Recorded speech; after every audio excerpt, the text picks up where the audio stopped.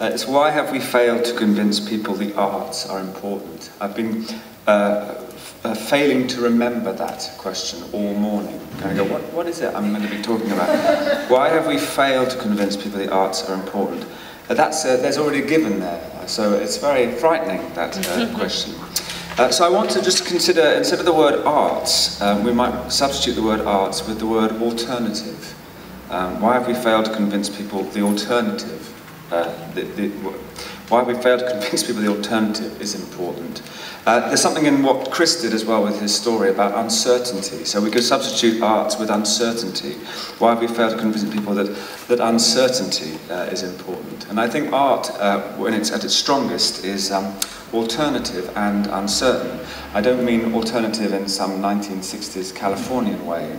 I just mean not the everyday, and that feels really central to stress. Because we are living in a terribly oppressed society where the alternative, forget the arts, but the alternative, or alternative in itself, is not recognised or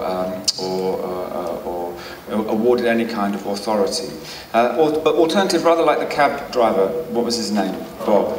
Just walking down the street and just slipping into Fabrica Gallery, which is a gallery in Brighton, for maybe 5 minutes, and then slipping out again and carrying on his way. That's a little alternative maybe to Bob's everyday sort of routine.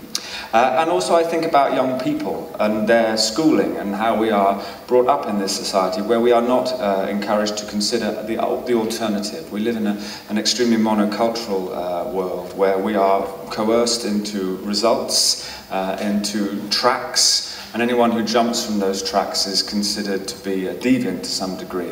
But for me, art exists in questions and ideas around uncertainty and alternative, and alternativeness, if that is a word. That must be a word. So there we go. I think it's a much bigger thing that's not just about the arts. I think the arts are doing pretty well to some degree, you know, and there are people here, maybe you would all consider yourselves to be alternative. We certainly, I think, looking at you now, that would pretty well tick a few boxes on the alternative thing. But expanding our definition of alternative so that we don't all need to get those grades, we don't all need to do those exams or to follow that curriculum. And if someone does decide or wish to do something that is not what everyone else is doing, that to some degree is recognised as an art and not a failure. That feels really key. And so uncertainty about how the fascists write, that's where the art exists, that's where the alternative exists. And where the fascists write is in a world of no alternative and absolute certainty. So I think if we hold that principle close to our hearts, then that seems to be a more manageable thing to convince people of. It also integrates into every strata of society rather than just the Edinburgh Festival or a theatre or an art centre or an art organisation. Let's find art in all those other moments, those alternative moments.